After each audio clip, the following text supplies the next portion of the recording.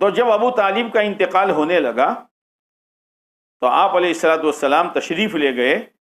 اس سے پہلے یہ بڑے بڑے مڈھیرے جو ہیں ابو جہل وغیرہ وہ ابو طالب کے چاروں طرف بیٹھ گئے تھے.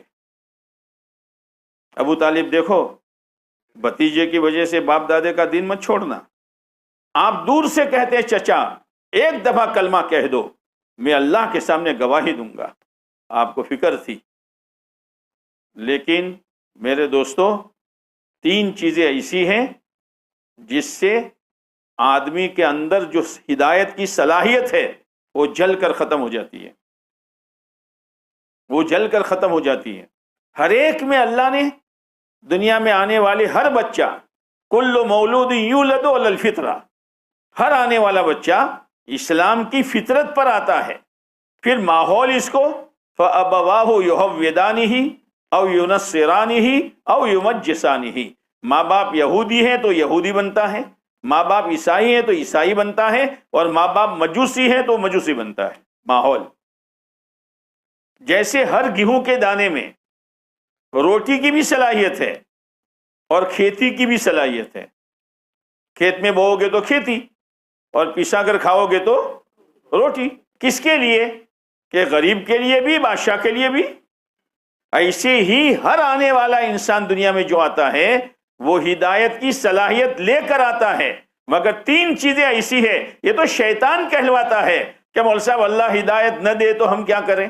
نہیں، ہدایت کا بیج ہر ایک کے اندر ہے، مگر 3 زہریلے بیماری ایسی ہیں کہ جس سے ہدایت کا بیج اور صلاحیت جل کر ختم ہو جاتی ہے.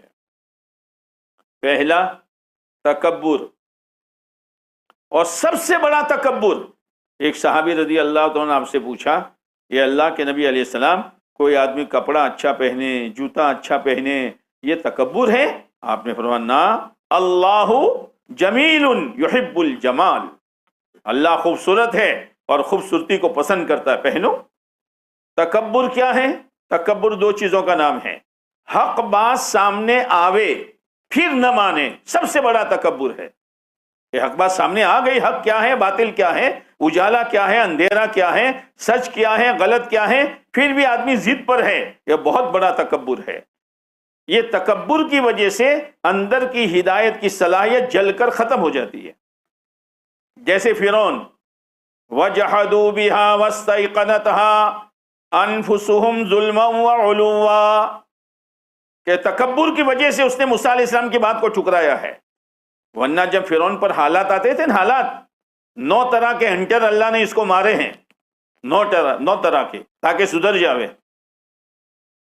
ایک عذاب آیا خون کا، کپڑوں میں خون، بستر میں خون، کھانے میں خون، پانی میں خون. کبھی آدمی فضیلت سن کر دین پر آتا ہے اور کبھی فجیتا ہونے کے بعد آتا ہے. اب کتنی بڑی چیز ہے موسیٰ علیہ السلام کے پاس. اچھا اتنی کہ موسیٰ علیہ السلام کے ماننے والے جس کنویں میں ڈول ڈالے تو وہ ڈول میں پانی آوے، اور اسی کنویں میں وہ ڈالے تو خون آوے. کون کر رہا ہے؟ پھر انہوں نے کہا کہ او بنی اسرائیل، تم نے جو ڈول میں پانی نکالا ہے، نکالنے کے بعد ہمارے ڈول میں ڈالو. تو جب تک بنی اسرائیل کے ڈول میں پانی، اور جب ان کے ڈول میں جاوے تو خون. ایسا کرو تمہارے منہ میں کلی کر کے ہمارے منہ میں ڈالو، تو جب تک بنی اسرائیل کے منہ میں تب تک، اور ان کے منہ میں. ایک عذاب اللہ نے یہ بھیجا. موسیٰ علیہ السلام کے پاس آیا، یا موسیٰ ادع لنا ربک، اے موسیٰ اپنے رب سے دعا کر دو نا. ہے نا، یوں تو ہم لوگوں کو علماء نظر نہیں آتے، لیکن کوئی پریشانی آتی ہے، کوئی الجھن آتی ہے، مول صاحب امام صاحب کہاں گئے، کیا کام ہے، میں دعا کر دوں. مول صاحب تو امام صاحب تو 20 سال سے ہیں یہاں، تو تجھے نظر نہیں آئے کہ مول صاحب نارمل حالات تھے، اس لیے امام صاحب کی کیا ضرورت ہے.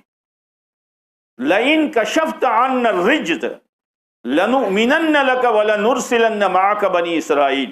کیا کہہ رہا ہے موسیٰ؟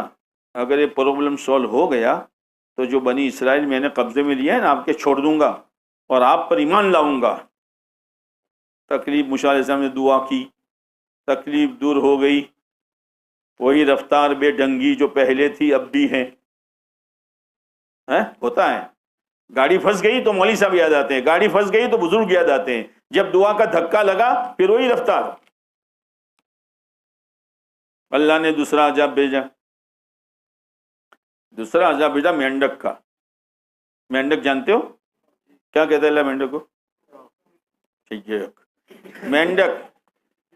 مینڈک کا عذاب بھیجا، کپڑوں میں مینڈک، کھانے میں مینڈک، پانی میں مینڈک، ایک مارو 10 پیدا ہو جائے۔ اے موسیٰ، پھر آیا، دعا کی، مینڈک کا عذاب گیا۔ اللہ نے عذاب بھیجا جوؤں کا، جوئے پڑتی ہیں نا عورتوں کے کپڑوں میں اور بالوں میں، ہر جگہ جوئے، لیکن نہیں مانا، تکبر کی وجہ سے نہیں مانا۔ تو اگر حق بات سامنے آوے اور آدمی ضد میں آئے کہ بھائی، جیسے ابو جہل نے کہا تھا نا کہ محمد صلی اللہ علیہ وسلم کی بات بالکل سچی لیکن وہ اپنے نہیں ہیں، تو بعض دفعہ آدمی بات سنتا ہے کہ بات تو صحیح لیکن اپنے نہیں ہے بھائی، جیسے کسی کے راڑو گھڑیال، راڑو جانتے ہو، ہاں، گم ہو گئی اور ایسے شخص کو ملی جس سے اس کی انبن تھی، وہ بیچارہ آیا، بھائی یہ گھڑی آپ کی ہے؟ ہاں ہاں میری ہے، لے لو۔ نہیں لوں گا اس لیے کہ تو لے کر آیا ہے، پھوٹی تیری۔ ابو جہل اسی میں کا تھا، فرعون اسی میں کا تھا۔ تو ایک تو تکبر، دوسری چیز کہ اگر مانوں گا تو میرا سارا ٹھاٹ ختم ہو جائے گا، چودراہٹ ختم ہو جائے گی۔ اور تیسری چیز کہ اگر میں نے بات مانی تو لوگ کیا کہیں گے کہ اچھا آپ بھی وہاں چلے گئے، اتنے سمجھدار ہو کر آپ بھی ان کی باتوں میں آ گئے۔ جیسے آپ علیہ السلام نے ابو طالب کو سمجھایا، چچا ایک دفعہ کلمہ پڑھ لو، لیکن چاروں طرف کے لوگ کان میں باتیں کر رہے تھے، مت پڑھنا مت پڑھنا۔